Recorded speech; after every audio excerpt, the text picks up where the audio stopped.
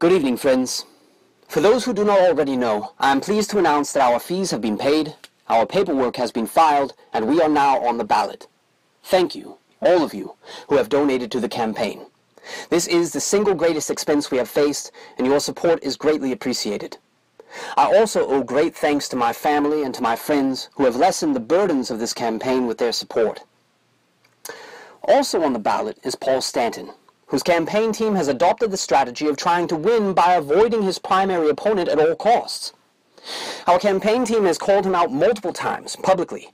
We have written official requests via email. Several county affiliates of the Libertarian Party of Florida have invited him to debate, as have various media outlets, but Stanton has denied each and every invitation to debate. Why?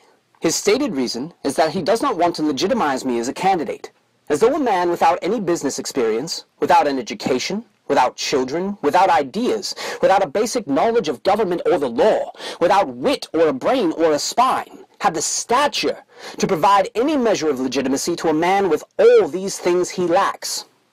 The reality is that Paul Stanton thought he would not have to debate me because we could not afford the qualification fee. And now he feels a cold shiver running up his spine. He attempted to rig a nomination for a regional representative in the executive committee of the Libertarian Party of Florida so that he could influence the vote on my certification as a candidate. Paul Stanton did not want a primary because he knows in his heart that he has absolutely nothing on me. He has no vision, he has no talent, and he has no character. When the camera is on the two of us, the voters of Florida will know full well which of us is a leader and which of us is an empty suit with nothing to show but worthless endorsements. Take, for instance, 4 of the top 5 Libertarian candidates for president: Gary Johnson, John McAfee, Mark Feldman, and Darryl Perry. All of these men were more than ready. Feldman was even eager to give their endorsements to Paul Stanton when he had not so much as released his platform. Stanton has no history in the party and no history in public service. He has done nothing and said nothing.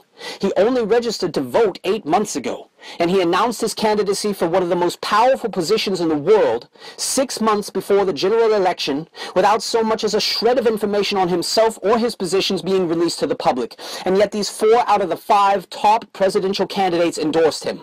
Why? For the sole fact that he is not Augustus Invictus. Stanton's own campaign manager, John Luteski, has admitted plainly that Stanton will lose a debate against me. They are also keenly aware, I'm sure, that the slander they spread on social media about white supremacy and neo-Nazism will be ended once and for all when I am allowed to defend myself in a public forum as we stand man to man. The only hope his team has of not having him humiliated for the underhanded, slimy things he has done is to keep him as far from a public debate as possible. This is their strategy, but it is self-serving. It avoids embarrassment for Stanton, yes, but it also avoids any chance of growing the Libertarian Party. If Stanton did not want to help grow the party, he should not have volunteered for a leadership role, because being a candidate is being a leader. If Stanton was too scared to debate his primary opponent, he should have stayed in his mother's basement to finish reading Atlas Shrugged. At the very least, he could have had respect enough for the voters of Florida to learn the difference between a federal representative and a state representative. At a campaign event this weekend, Stanton talked at length about the deplorable condition of the local roads in Tampa, as though a federal legislator has any business administering the roads of Florida's cities. With that sort of ignorance of the basic function of a federal senator, how does he plan to challenge me on any issue whatsoever? The first phase of this campaign is now complete. The groundwork is laid. Everyone knows who I am, what my positions are, and what I plan to do once elected to office. And if they don't know, they can easily look up my speeches at invictusforsenate.com or at our YouTube and SoundCloud accounts. The second phase of the campaign, now beginning, is the first Libertarian primary election for the United States Senate in the history of Florida, and to my knowledge, the entire country. The third phase of the campaign will begin September 1st, after I defeat Paul Stanton. But we will cross that bridge when we get there. For now, let us note that Paul Stanton refuses to do his duty to the party by participating in a public debate. For now, let us ask, if Paul Stanton does not have the stones to debate me, then what will he do when he runs up against Marco Rubio, or any other member of the United States Senate? If he cannot face me, and I am one man, how will he not be devoured by the federal government and the special interests that control it?